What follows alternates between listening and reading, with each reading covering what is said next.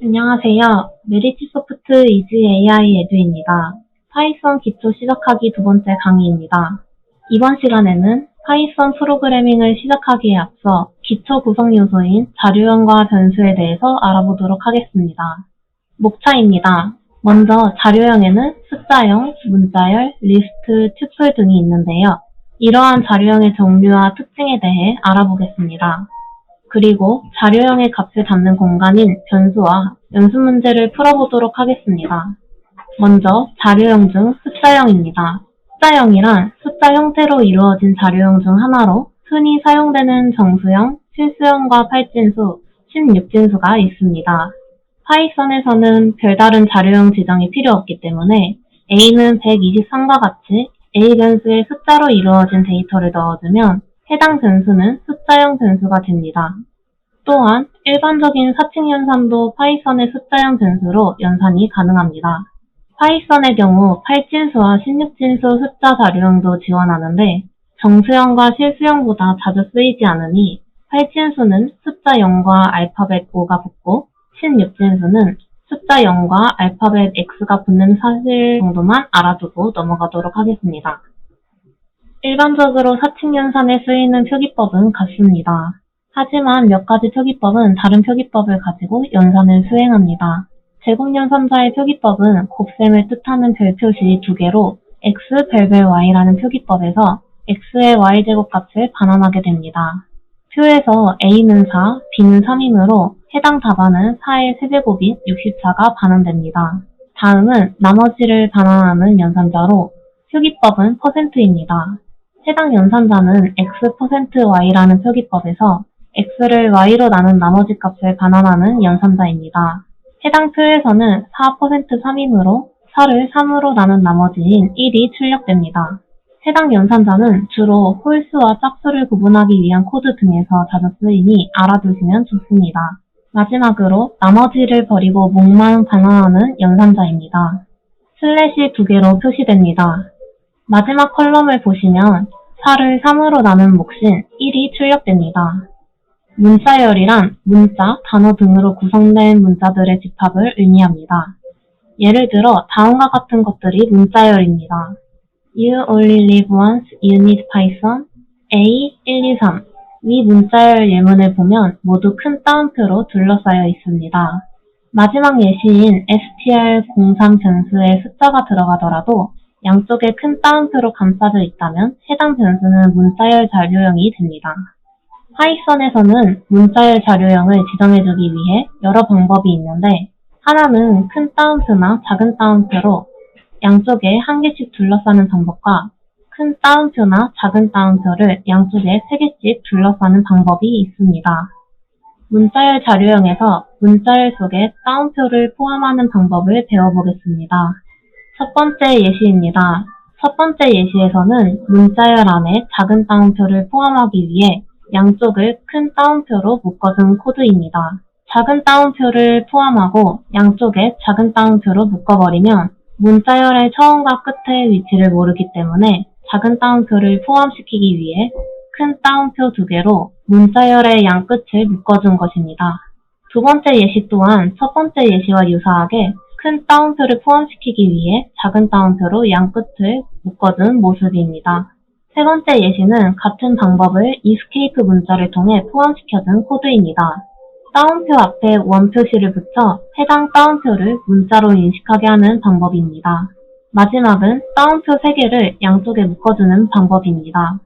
escape 문자를 사용하지 않고 따옴표 3개를 묶어 따옴표를 포함시킬 수도 있고 줄바꿈 escape 코드 없이도 줄바꿈을 구현할 수 있습니다. escape 코드는 다음 장에서 다뤄보겠습니다. escape 코드란 프로그래밍 시 사용할 수 있도록 미리 정의해둔 문자 조합입니다.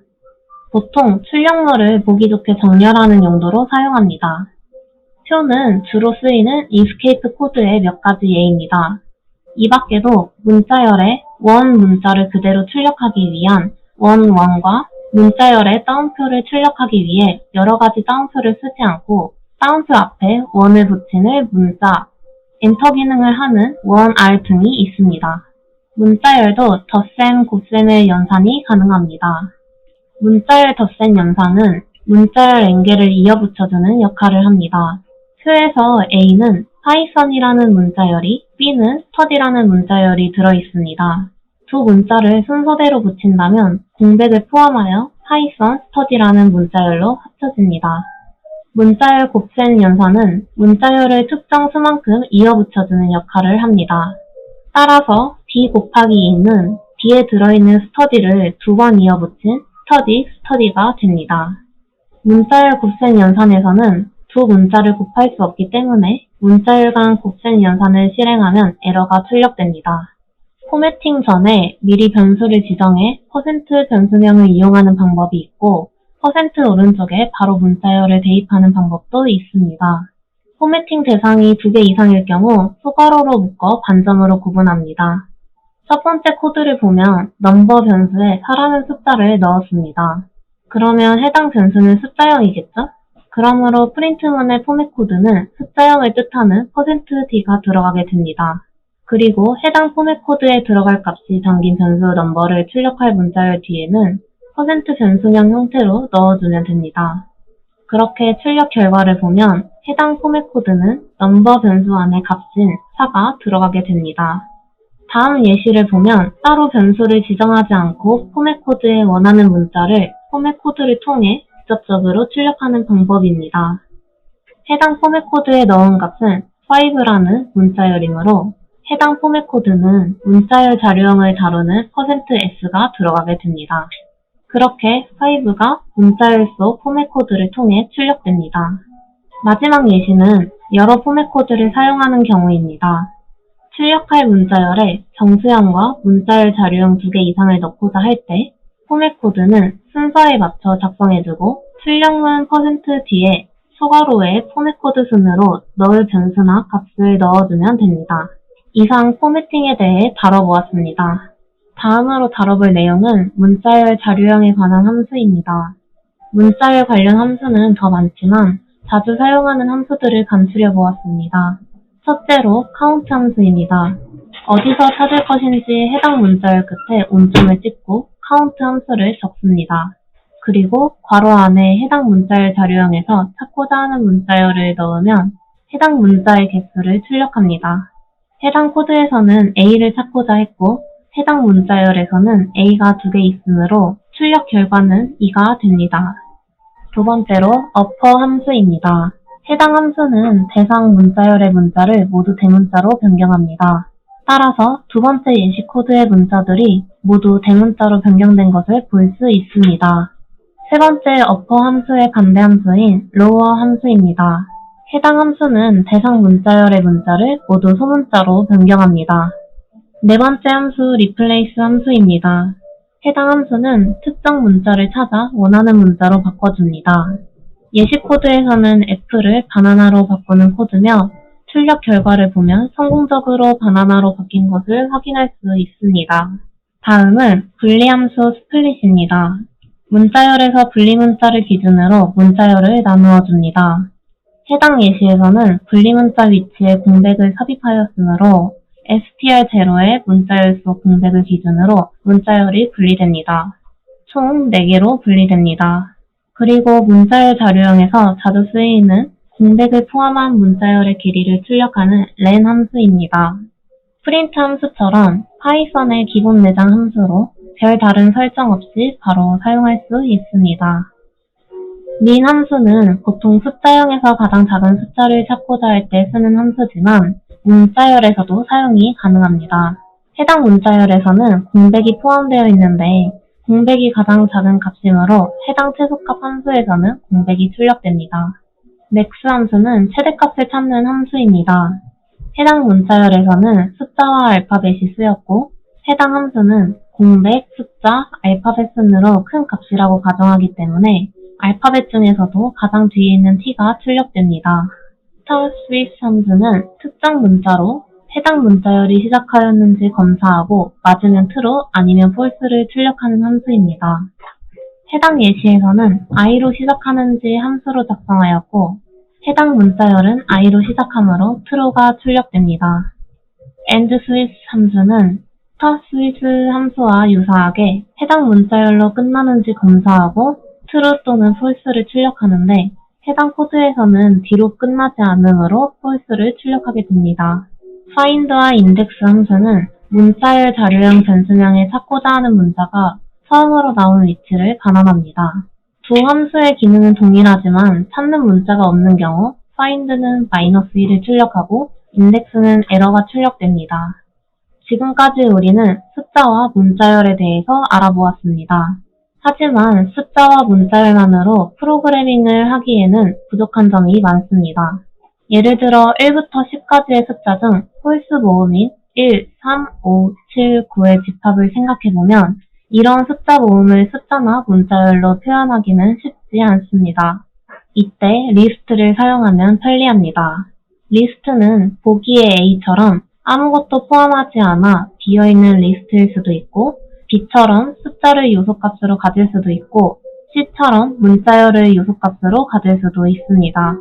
또한 D처럼 숫자와 문자열을 함께 요소값으로 가질 수도 있으며 E처럼 리스트 자체를 요소값으로 가질 수도 있습니다.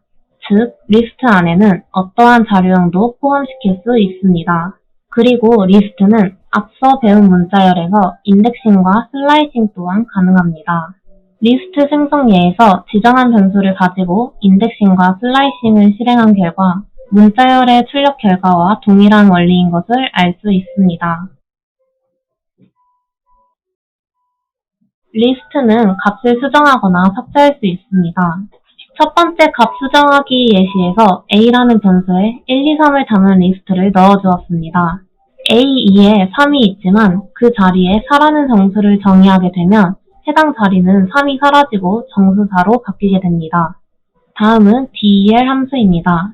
del AX는 X번째 요소값을 삭제합니다. 여기에서는 A 리스트에서 A1을 삭제하는 방법으로 두 번째 요소인 2가 정상적으로 삭제된 것을 알 수 있습니다. del 함수는 파이썬이 자체적으로 갖고 있는 삭제 함수입니다.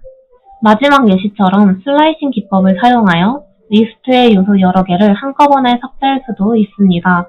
예시를 보면 A 2콜론에 해당하는 A의 세 번째 요소부터 마지막 요소까지 삭제된 것을 알 수 있습니다. 다음 장에선 리스트 관련 함수에 대해 알아보겠습니다. 문자열과 마찬가지로 리스트 변수 이름 뒤에 온점을 붙여서 여러 가지 리스트 관련 함수를 사용할 수 있습니다. 유용하게 사용되는 리스트 관련 함수 몇 가지에 대해서만 알아보기로 합시다. 리스트에 요소 추가 어펜드를 사전에서 검색해보면 덧붙이다, 첨부하다라는 뜻이 있습니다. 이 뜻을 안다면 다음 예가 바로 이해될 것입니다. append x는 리스트의 맨 마지막에 x를 추가하는 함수입니다. sort 함수는 리스트의 요소를 순서대로 정렬해줍니다. 문자 역시 알파벳 순서로 정렬이 가능합니다. reverse 함수는 리스트를 역순으로 뒤집어줍니다. 이때 리스트 요소들은 순서대로 정렬한 다음 다시 역순으로 정렬하는 것이 아니라 그저 현재의 리스트를 그대로 거꾸로 뒤집습니다. insert a, b는 리스트의 a번째 위치에 b를 삽입하는 함수입니다. 파이썬에서는 숫자를 0부터 센다는 것을 반드시 기억합시다. remove x는 리스트에서 첫 번째로 나오는 x를 삭제하는 함수입니다. a가 3이라는 값을 두 개 가지고 있을 경우 첫 번째 3만 제거되는 것을 알 수 있습니다. pop은 리스트의 맨 마지막 요소를 돌려주고 그 요소는 삭제합니다. a.pop1은 a의 두 번째 값을 끄집어낸다는 뜻입니다. 다시 a를 출력해보면 끄집어낸 값이 삭제된 것을 확인할 수 있습니다. extend x에서 x에는 리스트만 올 수 있으며 원래의 A 리스트에 X 리스트를 더하는 함수입니다. tuple은 몇 가지 점을 제외하고는 리스트와 거의 비슷하며 리스트와 다른 점은 리스트는 대괄호로 둘러싸지만 tuple은 소괄호로 둘러싼다는 것입니다. 리스트는 그 값의 생성, 삭제, 수정이 가능하지만 tuple은 그 값을 바꿀 수 없습니다. 대신 인덱싱과 슬라이싱, 연산 등이 가능한 점은 같습니다. 리스트와 모습은 거의 비슷하지만 tuple에서는 리스트와 다른 두 가지 차이점을 찾아볼 수 있습니다. T2는 1, 처럼 단지 한 개의 요소만을 가질 때는 유소 뒤에 콤마를 반드시 붙여야 한다는 것과 t4는 1, 2, 3처럼 괄호를 생략해도 무방하다는 점입니다. 얼핏 보면 투플과 리스트는 비슷한 역할을 하지만 프로그래밍을 할 때 투플과 리스트는 구별해서 사용하는 것이 유리합니다. 투플과 리스트의 가장 큰 차이는 값을 변화시킬 수 있는가 여부입니다. 즉, 리스트의 항목값은 변화가 가능하고 투플의 항목값은 변화가 불가능합니다. 따라서 프로그램이 실행되는 동안 그 값이 항상 변하지 않기를 바란다던가 값이 바뀔까 걱정하고 싶지 않다면 주저하지 말고 투플을 사용하는 것이 맞습니다. 이와는 반대로 수시로 그 값을 변화시켜야 할 경우라면 리스트를 사용해야 합니다. 실제 프로그램에서는 값이 변경되는 형태의 변수가 훨씬 많기 때문에 평균적으로 투플보다는 리스트를 더 많이 사용하죠. 투플의 요소값을 지우거나 변경하려고 하면 어떻게 될까요? 앞에서 설명했듯이 투플의 요소값은 한 번 정하면 지우거나 변경할 수 없습니다. 다음 장에서 투플과 리스트 차이점에서 다뤄보겠습니다. 투플은 문자열, 숫자, 각각 다른 자료형 저장 가능하고 단점으로 값을 구분합니다. 저장된 값은 인덱스 0부터 시작하며 메모리에서 빠르게 동작하지만 코드로 항목을 삽입하거나 삭제 불가능한 자료형입니다. 투플은 리스트와 비슷하지만 함수로 항목 삽입하거나 삭제 가능하여 내용을 변경할 수 없다는 차이점이 있습니다. 생성된 리스트에 파이라는 문자열을 append 함수를 이용해 삽입하면 리스트는 lst3 자리에 성공적으로 추가된 반면 투플은 추가되지 않고 에러가 출력됩니다. 이처럼 리스트와 투플의 가장 큰 차이점은 리스트는 가변적인 자료형, 투플은 한 번 생성하면 수정하기 어려운 고정적인 자료형인 것을 알 수 있습니다. 대신에 투플은 인덱싱과 슬라이싱을 통해 값을 추출하는 것과 연산은 가능합니다. 딕셔너리는 리스트나 투플처럼 순차적으로 해당 요소 값을 구하지 않고 키를 통해 값을 얻습니다. 딕셔너리의 제일 큰 특징입니다. 베이스볼이라는 단어의 뜻을 찾기 위해 사전의 내용을 순차적으로 모두 검색하는 것이 아닌 베이스볼이라는 단어가 있는 곳만 펼쳐보는 것입니다. 딕셔너리는 딕셔너리 변수명에 키, 콜론, 값 순서대로 중괄호를 감싸 지정해주면 됩니다. 키의 특성으로는 인덱스로 사용하기 때문에 고유한 이름을 가지고 키에 문자열, 정수, 실수, 투플도 사용이 가능합니다. 첫 번째 예시는 딕셔너리에 키 값상을 추가하는 것으로 키 1과 A 값을 가진 딕셔너리 A에 A2는 B와 같이 키와 밸류가 각각 2와 B인 E 콜론 B라는 딕셔너리 쌍이 추가됩니다. 두 번째 예시는 하나의 키와 여러 값을 추가하는 것으로 값을 리스트 형태로 넣어주면 됩니다. 마지막으로 요소 삭제는 키와 값을 한 번에 삭제하는 방법으로 del 뒤에 딕셔너리와 해당 키 값을 적어주면 됩니다. 파이썬 2.3부터 지원하기 시작한 자료형이자 집합에 관련된 것을 쉽게 처리하기 위해 만들어진 자료형입니다. 그런데 집합 자료형을 정의하고 출력한 결과 지금까지 봐왔던 자료형과는 다른 점이 존재합니다. 헬로우를 입력했는데 출력한 결과 L이 하나 빠지고 순서도 바뀌어 있습니다. 이유는 셋의 두 가지 특징이 있기 때문입니다. 셋은 중복을 허용하지 않고 순서가 없습니다. 즉, 같은 문자는 한 개만 출력하고 순서도 상관하지 않습니다. 그러므로 인덱스를 통해 값을 반환하는 인덱싱 또한 지원하지 않습니다. 셋 자료형은 중복이 없어 교집합, 합집합, 차집합을 구할 때 유용하게 사용할 수 있습니다. S1과 S2에 각각 6자리의 정수들을 넣어준 후 집합 자료형으로 정리해 주었습니다. 교집합은 AND 기호 또는 인터섹션 함수를 이용해 두 집합 자료형에 중복된 숫자를 출력해 줍니다. 합집합은 OR 기호 또는 유니온 함수를 이용해 두 집합 자료형에 있는 숫자들을 출력해 줍니다. 두 집합 자료형의 숫자가 중복된다면 하나만 출력합니다. 마지막으로 차집합은 마이너스 기호 또는 디퍼런스 함수를 이용해 한 집합을 기준으로 타 집합과 비교하여 타 집합에 없는 값들을 출력해 줍니다. 이미 만들어진 셋 자료형에 값을 추가하거나 제거할 수 있습니다. 한 개의 값만 추가할 경우에는 add 함수를 이용해 집어넣을 값을 넣어 해당 변수에 추가하는 방법이 있습니다. 값을 여러 개 추가하려면 update 함수를 이용해 추가할 값들을 대괄호에 묶어 넣어줍니다. 특정 값을 제거하고 싶을 때에는 집합 자료형엔 특정한 인덱스가 없으므로 remove 함수에 값을 넣어 특정 값을 삭제하는 방법을 이용하면 됩니다. 불자료형이란 true, false 두 가지 값만 갖는 자료형으로 true나 false는 파이썬의 예약어로 첫 문자를 항상 대문자로 사용해야 합니다. 예시로 A와 B를 각각 true와 false로 초기화했을 때 따옴표로 감싸지 않아도 실행되는 것을 알 수 있습니다.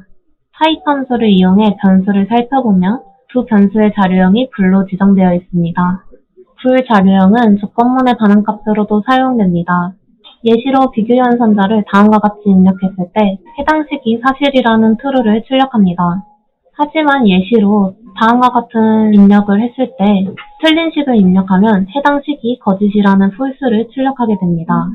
자료형에도 참과 거짓이 존재합니다. 자료형의 참과 거짓을 구분하는 기준은 다음과 같습니다.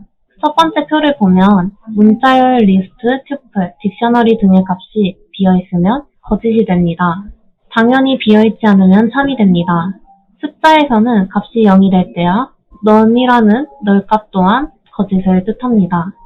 두 번째 표에서는 불 함수를 이용해 해당 표를 기준으로 참과 거짓에 대한 결과가 출력되는 것을 알 수 있습니다.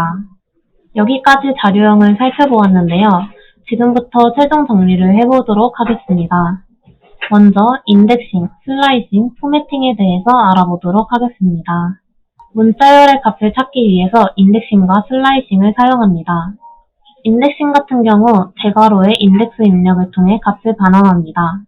A에 파이썬이라는 값이 있다면 각 6글자는 0부터 5까지의 주소를 가지게 되는데 t를 꺼내기 위해 A2를 사용합니다.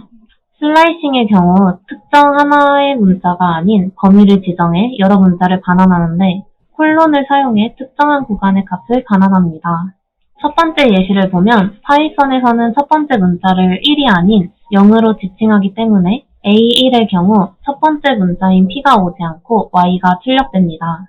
두 번째 예시의 경우 문자열 안의 공백의 경우도 하나의 문자로 취급되기 때문에 B0의 경우 S가 오지 않고 앞에 공백을 출력하게 됩니다. 세 번째 예시의 경우 문자열의 덧셈 연산을 이용한 문자열을 합친 모습입니다.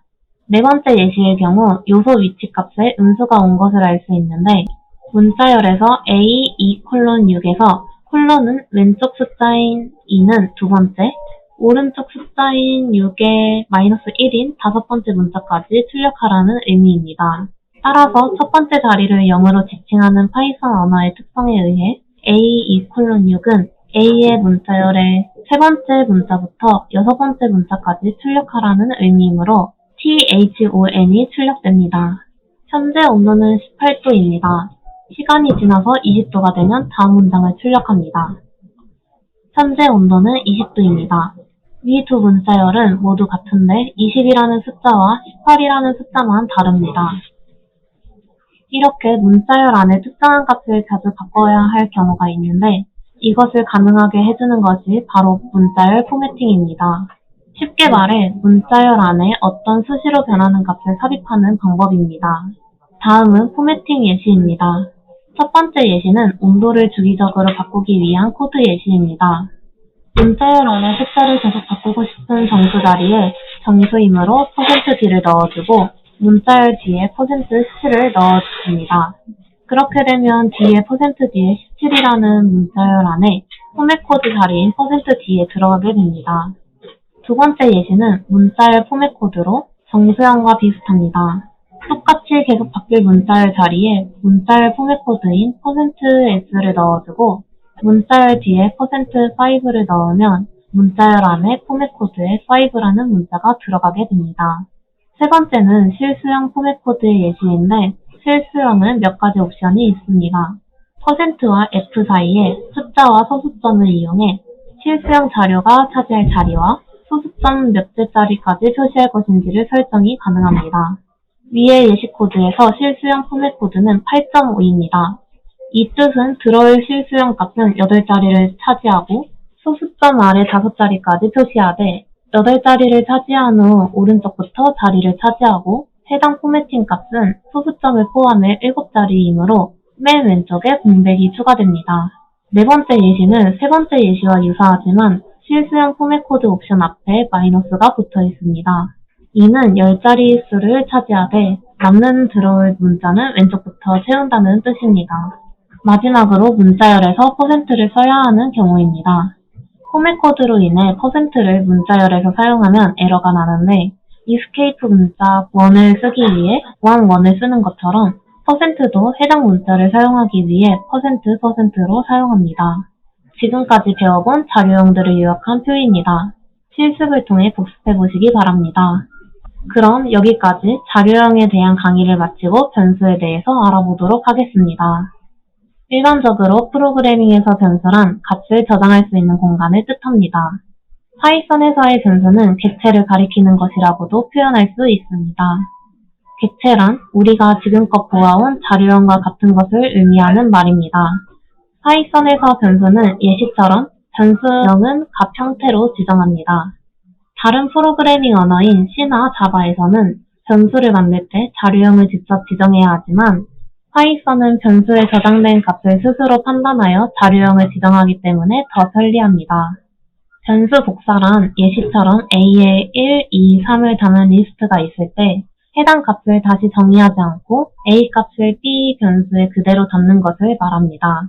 이처럼 B의 값을 담을 변수 B를 좌측에 놓고 어사인먼트 기호를 통해 우측에 담을 값이 담긴 변수를 써주면 B의 A의 값이 그대로 전달됩니다. B의 변수가 가리키는 메모리의 주소 또한 A의 메모리 주소와 같아집니다. 여기서 id 함수는 특정 변수가 가리키는 메모리의 주소를 출력하는 함수인데 프린트문에서 A와 B가 가리키는 메모리의 주소는 같은 것을 확인할 수 있습니다. 파이썬은 변수 지정 시 한 코드에 여러 변수의 값을 동시에 지정해줄 수 있습니다. 첫 번째 예시는 투플로 A, B의 값을 대입한 것입니다. 각 순서에 맞게 변수 하나에 값이 하나씩 들어갔습니다. 두 번째 예시는 괄호를 생략한 투플로 각 순서에 맞는 변수에 지정된 것을 알 수 있습니다. 세 번째처럼 리스트로도 변수 지정이 가능합니다. 네 번째 예시는 변수는 값의 형태로 각 변수에 같은 값인 파이썬 값을 넣은 예시입니다. 네 번째 예시를 참고해 다섯 번째 예시처럼 또 다른 변수가 없어도 파이썬에서는 두 변수의 값을 교환할 수 있습니다. 이상 2장 파이썬 프로그래밍의 기초 요소들에 대해서 알아보았습니다. 다음 3장에서는 제어문의 if문, while문, for문에 대해 알아보겠습니다. 연습문제 풀이를 통해 체화하시기 바랍니다. 강의를 시청해주셔서 감사합니다.